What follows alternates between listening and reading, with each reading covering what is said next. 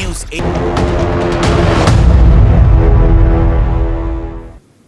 नमस्कार the prime Sholay स्वागतम जनाइছো स्टुडियोत মই পাপৰি আৰু আজিও আমি কেবাটাও ইস্যুজ লৈ পেলাই আহিছো আপোনালোকৰ ওচৰতে তাৰ ভিতৰত প্ৰথমটো ডাঙৰ খবৰ হৈছে যে ঘূৰ্ণী টাউটি আহি আছে সাগৰীয় ঘূৰ্ণী টাউটি আহি আছে কিন্তু হিয়া পাঁচ ৰাজ্য গুজৰাট মহাৰাষ্ট্ৰ কেৰালাত ইতিমধ্যে ব্যাপক সতৰ্কতা জাৰি কৰা হৈছে লগতে কৰ্ণাটক তামিলনাডুতো সতৰ্কতা লোৱা হৈছে অৰ্থাৎ গুজৰাট মহাৰাষ্ট্ৰ কেৰালা কৰ্ণাটক তামিলনাডু পাঁচ ৰাজ্য সামৰি লোৱা হৈছে আৰু ইতিমধ্যে আমি কৈছো যে কেনে ধৰণে তাত হাজু হৈছে প্ৰশাসন সতৰ্কতা ইতিমধ্যে জাৰি কৰা হৈছে 3 দিনৰ ভিতৰত সাগৰীয় ঘূৰ্ণীয়ে বিধ্বংসী ৰূপ ধাৰণ কৰিব বুলি সতৰ্কবাণী জাৰি কৰা হৈছে ভাৰতীয় বতৰ বিজ্ঞান কেন্দ্ৰই জাৰি কৰিছে এই সতৰ্কবাণী উদ্ধাৰ অভিযানৰ বাবে হাজু 53টা এনডিআৰএফৰ দল 5 ৰাজ্যত এনডিআৰএফৰ দল মুতায়ন কৰা হৈছে আৰৱ সাগৰত ইতিমধ্যে প্ৰচণ্ড ধুমুহা বৰষুণ আৰম্ভ হৈছে ক্ষয়ক্ষতি ইতিমধ্যে আৰম্ভ হৈছে আমি কিছু ভিজুৱেলছ আমি দেখুৱাইছিলো যে ক্ষয়ক্ষতি ইতিমধ্যে আৰম্ভ হৈছে বাসগৃহ ডাঙৰ ডাঙৰ যি সমূহ অট্টালিকা আছে সেয়াও কোনো ঠাইত ভাঙি পৰা দেখিবলৈ পোৱা গৈছে হাই এলাৰ্ট জাৰি কৰা হৈছে দক্ষিণাত্য ৰাজ্যসমূহৰ বৰষুণ ধুমুহাৰ প্ৰভাৱো পৰিছে আৰৱ সাগৰৰ দক্ষিণ পূব অঞ্চলত টাউটিয়ে খুন্দা মাৰিব দক্ষিণ পূব অঞ্চলৰ পৰা উত্তৰ আৰু উত্তৰ পশ্চিমলৈ গতি কৰিব সাগৰীয় ঘূৰ্ণী টাউটিয়ে উদ্ধাৰ অভিযানত সহায়ৰ বাবে ইতিমধ্যে ভাৰতীয় নৌসেনা সাজু হৈ আছে দুবাৰো আৰু উদ্ধাৰকাৰী দল সাজু কৰা হৈছে জাহাজ বিমান হেলিকপ্টাৰ ইতিমধ্যে সকলো সাজু কৰি তোলা হৈছে আৰু ইতিমধ্যে আমি কৈছো যে বৰষুণ আৰম্ভ হৈছে কোনো ঠাইত এই বৰষুণৰ ফলত যথেষ্ট তাত সমস্যাৰ সৃষ্টি হৈছে পানী বাঢ়িছে পানী বঢ়াৰ ফলতো সমস্যাৰ সৃষ্টি হৈছে ৰিলিফ কেম্পৰ তাত ব্যৱস্থা কৰা হৈছে বা যিসকল লোকক বৰ্তমান তাত দেখিবলৈ পোৱা গৈছে যে কোনো ঠাইত যিহেতু বৰষুণৰ ফলত যথেষ্ট তাত পানী হৈছে বানপানী হৈছে আৰু তাৰ পৰাও উদ্ধাৰ কৰা হৈছে আমি সকলো খবৰ আমি লাভ কৰিম আমাৰ সাংবাদিক কেৰালা সাংবাদিক মनु भारत हमारे होते आसे मनु जी हम आपसे जुड़ रहे हैं इस वक्त और 5 बजे जब आपने लाइव दिया था उस वक्त बारिश की कोई गुंजाइश नहीं थी या फिर बारिश नहीं हो रही थी इस वक्त की ताजा जानकारी क्या है बारिश हो रही है क्या वहां पे और मौसम अभी फिलहाल कैसा है मनु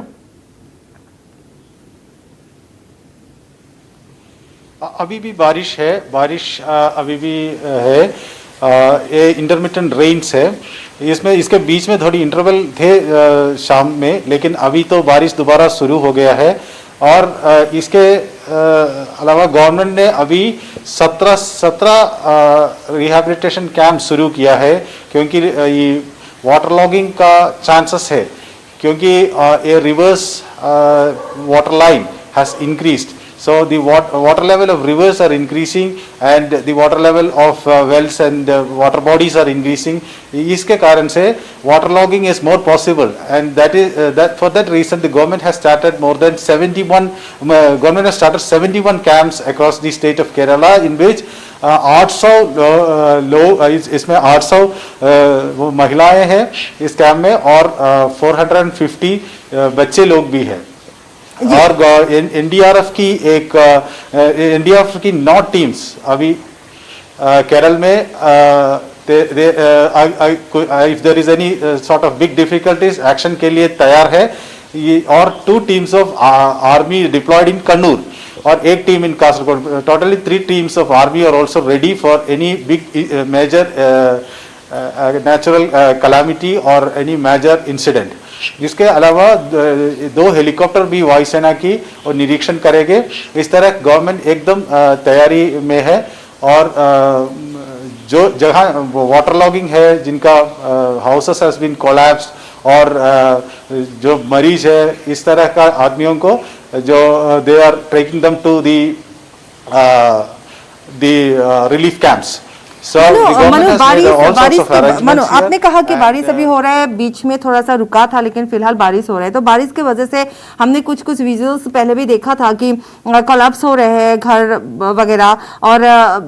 समस्या बहुत ज्यादा हो रहा है वहाँ पे वाटर लॉगिंग की समस्या है तो अभी फिलहाल वैसा कुछ हो रहा है क्या मतलब रिलीफ कैंप में लोगों को लाया गया है क्या पहले से ही मतलब वो जब सावधानी बरतनी चाहिए तो गवर्नमेंट पूरी तरह से वहाँ पे रेडी है आपने कहा है पूरी तरह से वो लोग रेडी है हर कोई मतलब कुछ भी हो लेकिन गवर्नमेंट पूरी तरह से रेडी है लेकिन रिलीफ कैंप में अभी वाटर लॉगिंग की वजह से लोगों को लाया गया है क्या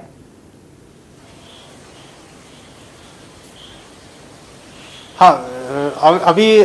कन्नूर में 21 फैमिलियों को वाटर लॉगिंग के वजह से रिलीफ कैंप में शिफ्ट हो गया। उधर उनका कोविड टेस्टिंग का, एंटीजन टेस्टिंग का उनका फैसिलिटीज भी है। और बाकी जो 71 कैंप्स केरल के throughout Kerala, they are operating throughout Kerala, of which we have 543 families are accommodated in this 71 camps, of which 2094 people are inhabiting in this camp. 2000 से ज़्यादा लोग अभी रिहेबिलिटेशन कैंप्स में है। और उधर कोविड प्रोटोकॉल मेंटेन करने के लिए गवर्नमेंट ने पूरा उसका व्यवस्था भी किया है। और इन लोगों का जो कोविड टेस्ट करने के लिए उनको उसका भी सुविधा है। If somebody is found positive, उसको अस्पताल लेने के लिए एम्बुलेंस वगैरह सब कुछ उधर उसका तैयारी भी कर चुका है। जी मनु, और एक बात कि हमने पहले भी देखा है केरला में जबकि नेचुरल कैलेमिटी की वजह से बहुत ज़्यादा नुकसान बहुत पहले भी हो चुका था। आपको शायद याद होगा, वो तस्वीरें अभी भी मतलब जिंदा है हमारे मन में। तो इस बार ऐसा इतना ज़्यादा नुकसान ना हो, इतनी भारी भरकम रूप से कोई नुकसान ना हो, लोगों की मतलब कुछ ऐसा जान प्राण की कोई नुकसान ना हो, इसी वजह से प्रशासन शायद पहले से ज्यादा इस बार मजबूती दिखा रहे हैं, ऐसा है क्या मनु? हाँ, ये केरल में हिली एरियाज में इस तरह का प्रॉब्लम हो सकता है, इसलिए गवर्नमेंट ने इस रूट में कोई और रेस्ट्रिक्शंस भी लगा है। जैसे व्हीकल ट्रैफिक हिली एरियाज में मना किया है रात में। और जो लैंडस्लाइड की चांसेस है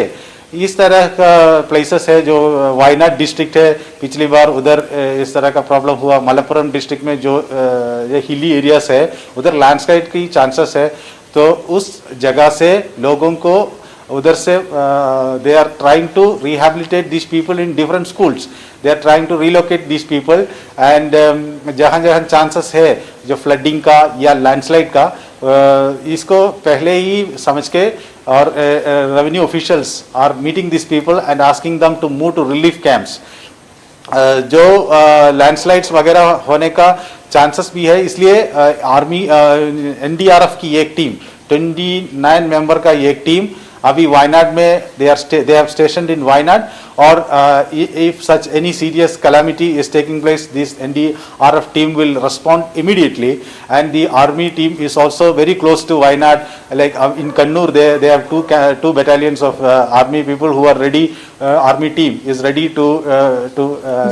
step into action anytime. In Malappuram में भी इस तरह का प्रॉब्लम है। 9 districts have been affected by the tridal attacks. And 9 districts have been declared as red alert have been declared in 9 districts of Kerala. जी मनु, शुक्रिया और सुरक्षित रहिए वहाँ पे, क्योंकि जो मौसम है वो खराब है, तो सुरक्षित रहिए मनु, हम यही चाहेंगे। और इस वक्त के लिए आपको शुक्रिया मनु, थैंक यू। আৰু এয়া আমি ইতিমধ্যে জনাই গলো গুজৰাট, মহাৰাষ্ট্ৰ, কেৰালাত ইতিমধ্যে সতৰ্কতা জাৰি কৰা হৈছে। আৰু বিশেষভাৱে ইয়াৰ পূৰ্বেও যিহেতু এনেধৰণে প্ৰকৃতি ধ্বংস লীলা চলাইছিল, গতিকে সেই সময়ছোৱাত য'ত বেছিকৈ ক্ষতি হৈছিল তাত এইবাৰ তেনেধৰণৰ ব্যৱস্থা গ্ৰহণ কৰা হৈছে। আৰু সেইসমূহ স্থানত লেণ্ডশ্লাইড হোৱাৰ বা তেনেকুৱা ধৰণৰ সম্ভাৱনা থকা স্থানৰ পৰা ইতিমধ্যে উদ্ধাৰকাৰী দলে সেইসকল লোকক উদ্ধাৰ কৰি যিসমূহ তাত ৰিলিফ কেম্প বনোৱা হৈছে তাত ৰখা হৈছে। কিন্তু সেই স্থানতো কোভিড প্ৰট'কল, কোভিড বিধি মনা হৈছে, তাত কোভিড টেষ্ট কৰা হৈছে। যদিহে কোনো লোক পজিটিভ আছে তেওঁলোকক চিকিৎসালয়লৈ প্ৰেৰণ কৰা হৈছে, আৰু যিসকল লোক সুৰক্ষিত বা নিগেটিভ তেওঁলোকক সেই ৰিলিফ কেম্পসমূহত ৰখা হৈছে। অৰ্থাৎ সম্পূৰ্ণৰূপে প্ৰশাসন সাজু হৈ আছে। আমি পুনৰ কৈছোঁ যে উদ্ধাৰ অভিযানৰ বাবে NDRFও সাজু হৈ আছে। সষ্টম হৈ আছে 51টা NDRFৰ দল।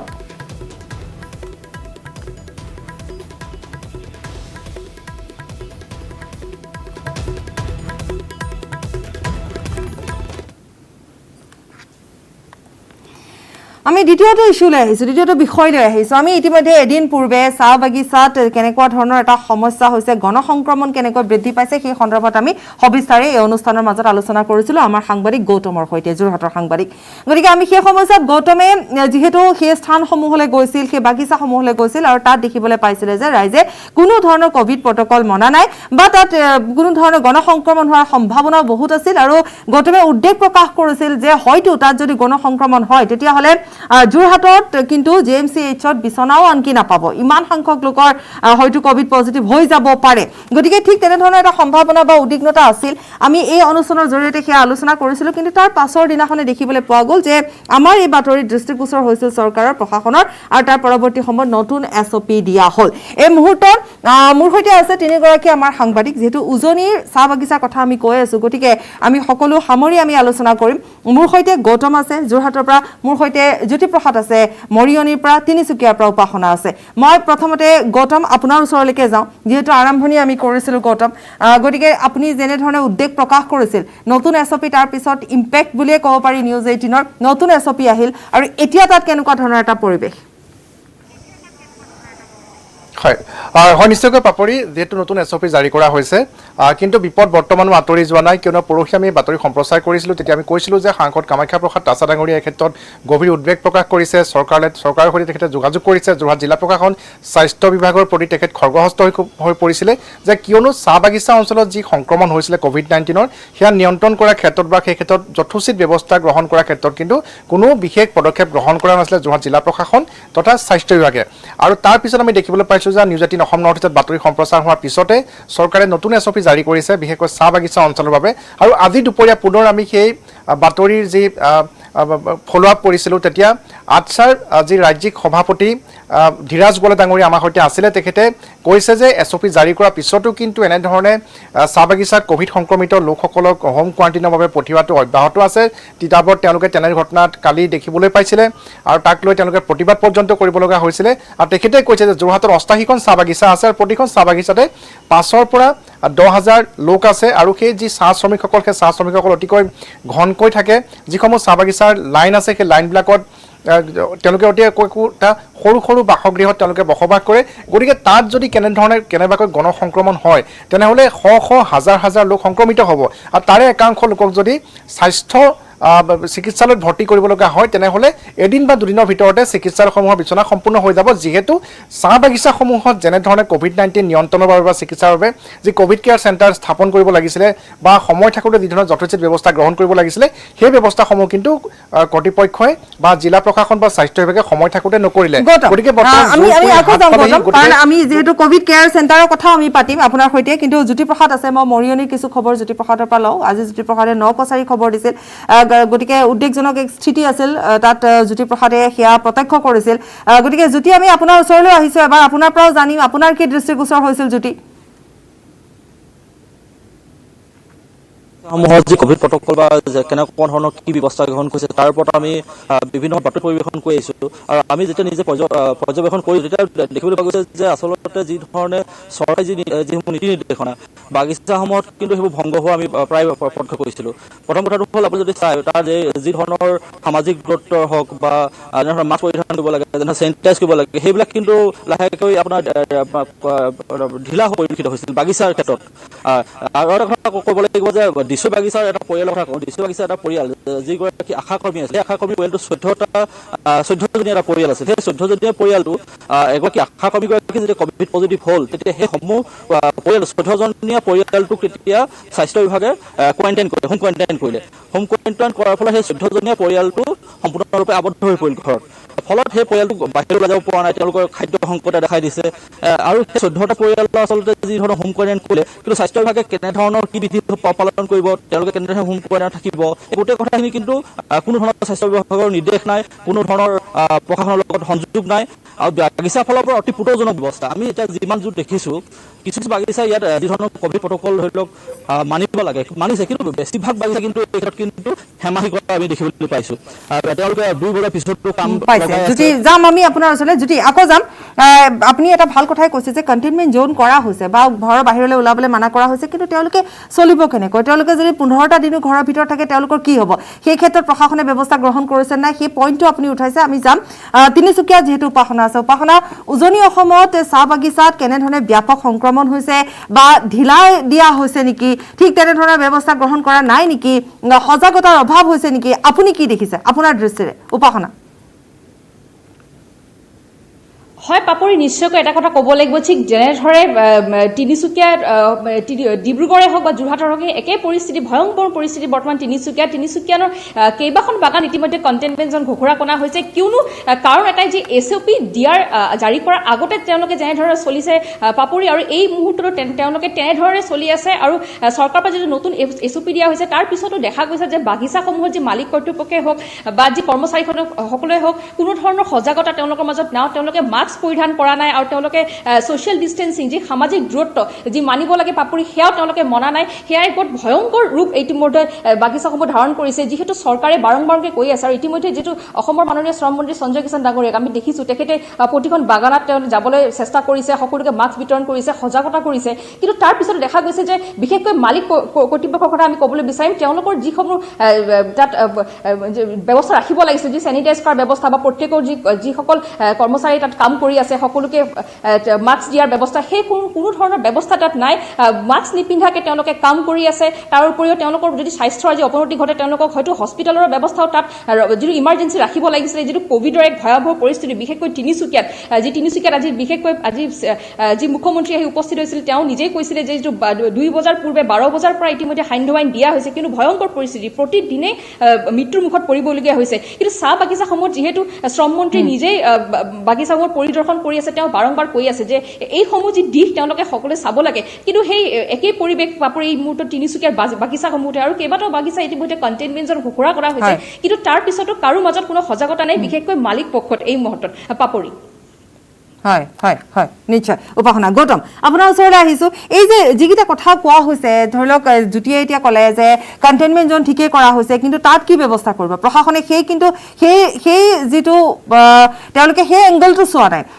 আমি দেখিবলৈ পাইছিলোঁ ৰূপজ্যোতি কুৰ্মীয়ে সেই ক্ষেত্ৰত কৈছিলে যে 14 দিন যদি সোমাই থাকে কি খাব তেওঁলোকে গতিকে কণ্টেইনমেণ্ট জ'ন হ'লে আমি গুৱাহাটী মহানগৰীত দেখিছোঁ যে বাহনে তাত গৈ তাৰ বাহিৰৰ পৰা দিয়া হয় খোৱা বস্তু বা খাদ্য সামগ্ৰী সেই তেনেধৰণৰ ব্যৱস্থা কৰিবনে নকৰে দ্বিতীয়তে উপাসনা এতিয়া এটা ক'লে যে সজাগতাৰ অভাৱ বাৰে বাৰে শ্ৰমমন্ত্ৰীও গৈছে তেওঁলোকক বুজাবলৈও চেষ্টা কৰিছে কিন্তু অভাৱ বুলিও নকওঁ আপুনি কোৱাৰ দৰে কওঁ আপোনাৰ শব্দৰে যে তেওঁলোকে কথা নুশুনে বা শুনিব নিবিচাৰে তেনেকুৱা ধৰণৰ কিছুমান কথা থাকিব পাৰে নেকি গৌতম হয় হয় পাপৰি এটা কথা লক্ষ্য কৰিব যে এই পেণ্ডেমিকটো ৰখোৱাৰ ক্ষেত্ৰত বা ইয়াৰ পৰা ৰাইজক পৰিত্ৰাণ দিয়াৰ ক্ষেত্ৰত বা নিয়ন্ত্ৰণ কৰাৰ ক্ষেত্ৰত এটা গুৰুত্বপূৰ্ণ ভূমিকা আছে সময়ৰ যিমান ক্ষিপ্ৰতাৰে এই ব্যৱস্থাসমূহ গ্ৰহণ কৰিব লাগিছিল বা এক পৰিকল্পিতভাৱে যেনেধৰণে চাহ বাগিচাসমূহৰ ব্যৱস্থা গ্ৰহণ কৰিব লাগিছিলে বা দূৰদৰ্শিতাৰ প্ৰয়োজন আছিলে যে তাৰ পৰা কেনেধৰণে প্ৰভাৱ পৰিব পাৰে তাৰ বাবে এক পৰিকল্পনাৰে আগবাঢ়িব লাগিছিল কিন্তু আমি দেখিবলৈ পালোঁ যে বিগত প্ৰায় 2 মাহ ধৰি যেতিয়া দিল্লী মুম্বাইত ক'ভিডে সংহাৰী ৰূপ ধাৰণ কৰিছিলে আমি যদি 2020 চনলৈ চাওঁ যেতিয়া দিল্লী মুম্বাইত আমি দেখিবলৈ পাইছোঁ যে ক'ভিডে সংহাৰী মূৰ্তি ধাৰণ কৰিছে তাৰ প্ৰায় 45 দিন 50 দিনৰ পিছত অসমত আমি সেই ধৰণৰ পৰিৱেশ দেখিবলৈ পাইছোঁ কিয়নো সেই সময়ত দিল্লী মুম্বাইত ক'ভিডে সংহাৰী মূৰ্তি ধাৰণ কৰি থকা সময়ত কিন্তু অসমত ক'ভিড ৰোগী এজনো নাছিলে যেতিয়া নিৰ্বাচন হৈ আছিলে নিৰ্বাচনৰ যেতিয়া কোড অফ কণ্ডাক্ট জাৰি হৈছিলে নিৰ্বাচনী আচৰণবিধি প্ৰযোজ্য হৈছিলে সেই সময়ত দিল্লী মুম্বাইৰ পৰিস্থিতিৰ কথা আমি সকলোৱে জানো কিন্তু অসমত তেতিয়া ক'ভিডৰ প্ৰাদুৰ্ভাৱ বিশেষ নাছিলে কিন্তু তাৰ পাছত যেতিয়া ধীৰে ধীৰে হ'বলৈ ধৰিলে চৰকাৰ গঠন হোৱালৈ আমি বহুদিন বাট চাব লগা হ'ল 2 তাৰিখে ফলাফল ঘোষণা হ'ল তাৰ পিছতো কিন্তু মুখ্যমন্ত্ৰী কোন হ'ব তাৰ পাবৰ কাৰণে তাক এই কথা জানিবৰ বাবে আমি অসমবাসী ৰাইজ অপেক্ষা কৰিব লগা হ'ল 10 মে তাৰিখে ইতিমধ্যে ঘোষণা হ'ল তাৰ পিছত চৰকাৰ গঠন হ'ল গতিকে সময় হাতত অতিকৈ কম আৰু এই সময়ছোৱাৰ ভিতৰত আমি যিখিনি সময় ইতিমধ্যে লোকচান হ'ল অৰ্থাৎ প্ৰায় এটা পষেক বুলি আমি ক'ব পাৰোঁ এটা সপ্তাহ আমি লোকচান কৰিছোঁ অসমবাসী ৰাইজে চৰকাৰখনে প্ৰশাসনে গতিকে আৰু প্ৰশাসন যন্ত্ৰটো বিগত সময়ছোৱাত তেওঁলোক ব্যস্ত হৈ আছিলে কেৱল নিৰ্বাচন কেন্দ্ৰিক কাম কাজত কোনেও এই ক্ষেত্ৰত অৰ্থাৎ COVID-19ৰ বাবে বিশেষ সময় দিব পৰা নাছিলে বা তেওঁলোক ব্যস্ত হোৱা নাছিলে হয়তো কিন্তু আপুনি যদি মন কৰে যে নিৰ্বাচনত কিন্তু এইখিনি কথাও ধৰি লওক তেওঁলোকে চাহ বাগিচাৰ শ্ৰমিকসকলৰ কথা তেওঁলোকে পাতিছিল শ্ৰমিকসকলৰ স্বাস্থ্যৰ কথা শ্ৰমিকসকলৰ বনাছৰ কথা শ্ৰমিকসকলৰ মজুৰিৰ কথা সকলোবোৰ পাতিছিল কিন্তু এতিয়া যদি আমি চাওঁ যেহেতু নিৰ্বাচনৰ পিছতে এতিয়া ভয়ংকৰ ৰূপ লৈছে ক'ভিডে এতিয়া কিন্তু তেনেকুৱা ধৰণৰ যিখিনি কাৰ্যকৰী কৰিব লাগিছিল সেয়া কিন্তু নকৰিলে এবাৰ জ্যোতিপ্ৰসাদৰ ওচৰলৈ পুনৰ যাম জ্যোতিপ্ৰসাদ যিটো কথা আপুনি কৈছিলে যে তাত কণ্টেইনমেণ্ট ঠিকেই কৰা হৈছে কিন্তু সেইকেইটা দিন তেওঁলোকে কেনেকৈ চলিব প্ৰশাসনৰ তৰফৰ পৰা কি ব্যৱস্থা কৰিব সেয়া এতিয়ালৈকে কোনো ধৰণৰ নীতি নিৰ্দেশনা নাই অহা জ্যোতি নিশ্চয়কৈ পাপৰি এটা কথা চাওক যে এটা যেতিয়া পৰিয়াল যেতিয়া 17 দিন কণ্টেইনমেণ্ট জ'নত তেওঁলোকক থাকিবৰ কাৰণে নিৰ্দেশ দিয়া হয় আৰু এটা কথা বাগিচা প্ৰতিজন লোকে দৈনিক হাজিৰা কৰে আৰু দৈনিক খায় তেওঁলোকে বজাৰ কৰে তেওঁলোকে তেনেধৰণে জীৱন ধাৰণ কৰে যেতিয়া এদিন তেওঁলোক যেতিয়া ঘৰত সোমাই যাব তেওঁলোকৰ অৱস্থাটো অতি দুখজনক হৈ পৰে কাৰণ তেওঁলোকৰ যি অৰ্থ আহৰণ কৰিব লাগে বা সামগ্ৰী আনিব লাগে সেই ক্ষেত্ৰত সম্পূৰ্ণ অনিশ্চয়তা দেখা যায় এনে ক্ষেত্ৰত বিকট সমস্যাৰ সন্মুখীন হৈছে এই ক্ষেত্ৰত ৰূপজ্যোতি কুৰ্মীয়ে কেইবাবাৰো সংবাদ মাধ্যমৰ আগত এই উদ্যোগৰ কথা কৈছে চৰকাৰক বাৰে বাৰে আহ্বান জনাইছে যে এইসকল পৰিয়াল আচলতে চৰকাৰে সাহায্য দিব লাগে সাহায্য দি তেওঁলোকক ন্যূনতম খোৱাৰ ব্যৱস্থাটো কৰিব লাগে ঔষধ পাতি দিব লাগে কিন্তু কোনো ধৰণৰ আচলতে তেনেকুৱা আমি ইয়াত পৰিলক্ষিত কৰা নাছিলোঁ বা হোৱা নাই বৰ্তমানলৈকে যিহেতু এতিয়া কভিড যি নতুন যি নীতি নিৰ্দেশনা দিছে সেই নীতি নিৰ্দেশনাত 300 টকাকৈ দৈনিক তেওঁলোকক যি দিয়াৰ কথা কৈছে যি পইচা দিয়াৰ কথা কৈছে সেই পইচাটো দিলে আচলতে শ্ৰমিকসকল বা যিসকল কোৱাৰেণ্টাইনত থাকে নিশ্চয়কৈ উপকৃত হ'ব আৰু এটা কথা এইখিনিতে কওঁ বাগিচাসমূহৰ যি ধৰণৰ চিকিৎসাৰ আন্তঃগাঁথনি থাকিব লাগে অতি পুতৌজনক সেই আন্তঃগাঁথনি আমি যেতিয়া একাংশ বাগিচালৈ গৈছোঁ তাত কোনো ধৰণৰ তেওঁলোকৰ ন্যূনতম যিখিনি থাকিব লাগে চিকিৎসাৰ সঁজুলি বা যিখিনি চিকিৎসা দিব পৰা ব্যৱস্থা কোনো তেনেকুৱা ধৰণৰ নাই আৰু সেই ক্ষেত্ৰত যদি কেনেবাকৈ সঁচাকৈ আমাৰ জ্যেষ্ঠ সাংবাদিক গৌতম বৰে ক'বৰ দৰে যদি কেনেবাকৈ সংক্ৰমণ হ'বলৈ হয় অতি ভয়ানক অৱস্থাৰ সৃষ্টি হ'ব যদি এতিয়াই যদি আচলতে জুই পৰি হাত পোৱাৰ অৱস্থা হৈছে বাগিচাত যদি এতিয়া যদি কঠোৰ পদক্ষেপ গ্ৰহণ নকৰে নীতি নিয়ম যদি নামানে নিশ্চয় জ্যোতি এইটো কথা গৌতমেও কৈছিলে হয় গৌতমেও কৈছিলে এইটো কথাই যে যদি কিবা কাৰণত সংক্ৰমণ হ'বলৈ হয় তেতিয়াহ'লে কিন্তু বৰ ডাঙৰ বিপদ আহিব কাৰণ যিসমূহ বাগান আছে বাগানসমূহত তেনেধৰণৰ সুব্যৱস্থাই নাই উপাসনা আপুনি যিহেতু সেই স্থানত বা তিনিচুকীয়াত বহু বাগান আছে আমি জনামতে কেইবাখনো বাগান ইতিমধ্যে বন্ধও কৰি দিয়া হৈছে কিন্তু বাগানৰ যি ধৰণৰ ব্যৱস্থা থাকিব লাগে হস্পিটেল চিকিৎসালয়সমূহৰ তেনেকুৱা ধৰণৰ ব্যৱস্থা কিন্তু নাই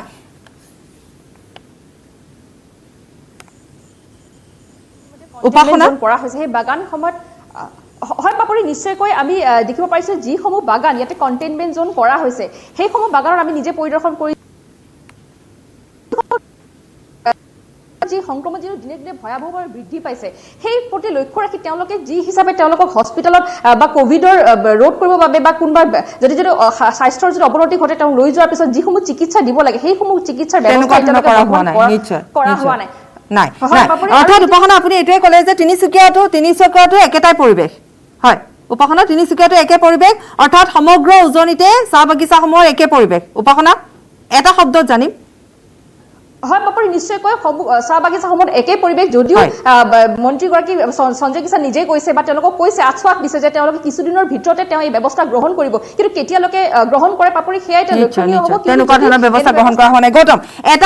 গৌতম যিহেতু বিৰতিৰ সময় হৈছে গৌতম মই এটা শাৰীত এটা বাক্যত আপোনাৰ পৰা জানিব বিচাৰিম টীকাকৰণৰ কি কৰা হৈছে গৌতম টীকাকৰণৰ কি ব্যৱস্থা কৰা হৈছে হয় হয় হয় পাপৰি মই দুটা গুৰুত্বপূৰ্ণ কথা আছে প্ৰথমটো হৈছে টীকাকৰণৰ প্ৰসংগলৈ যদি আহোঁ যে আটছাৰ সভাপতি ধীৰাজ গোৱালা ডাঙৰীয়াই এই অভিযোগ কৰিছে যে যোৰহাটৰ সংশ্লিষ্ট কৰ্তৃপক্ষৰ অৱহেলাৰ বাবে চাহ বাগিচাসমূহত এটাও টীকাকৰণ হোৱা নাই ভেকচিনেশ্যনৰ কাম চাহ বাগিচাসমূহত হোৱা নাই গতিকে সেয়া ক্ষিপ্ৰতাৰে কৰিবৰ বাবে চৰকাৰক আহ্বান জনাইছে যাতে চাহ বাগিচাসমূহত অতি শীঘ্ৰে টীকাকৰণৰ ব্যৱস্থা কৰা হয় কিন্তু উজনি অসমৰ বেলেগ বেলেগ চাহ বাগিচাত বহু ঠাইতে টীকাকৰণ হৈছে ইতিমধ্যে ভেকচিনেশ্যন হৈছে আৰু অধিক হাৰত হৈছে বুলি জানিব দিছে কিন্তু যোৰহাট এই ক্ষেত্ৰত ব্যতিক্ৰম বুলি অভিযোগ কৰিছে দ্বিতীয়তে এটা গুৰুত্বপূৰ্ণ কথা আছে পাপৰি যে আমি দেখিবলৈ পাইছিলোঁ যে 2020 চনত যেতিয়া পেণ্ডেমিকে ভয়াৱহতা সৃষ্টি কৰিছে যিসমূহ বিষয়া আছিলে আমি যদি ক'ব যাওঁ যোৰহাটৰ যি স্বাস্থ্য বিভাগটো যাৰ দায়িত্বত আছিলে যিগৰাকী এডিচি দায়িত্বত আছিলে নিৰ্বাচনী আচৰণ বিধিৰ বাবে সেইসকল বিষয়া ট্ৰেন্সফাৰ হৈ বদলি হৈ অন্যান্য জিলালৈ গুচি গ'ল নতুনকৈ যিসকল বিষয়া আহিলে তেওঁলোকে যোৰহাটৰ বিষয়ে একো নাজানে তেওঁলোকে যোগদান কৰিয়ে কেৱল নিৰ্বাচনৰ কামতে ব্যস্ত থাকিব লগা হয় বিষয়া কিন্তু যোৰহাটৰ যি তেওঁলোকে বুজি পোৱা নাই নিশ্চয় গৌতম ধন্যবাদ জনাইছো তিনিগৰাকী সাংবাদিককে হয় গৌতম জ্যোতিপ্ৰসাদ আৰু উপাসনা তিনিগৰাকীকে ধন্যবাদ জনাইছো আৰু সময় হৈছে চমু বাণিজ্যিক বিৰতিৰ ৰঙালীৰ ৰঙেৰে সকলোৰে জীৱন মধুময় হওক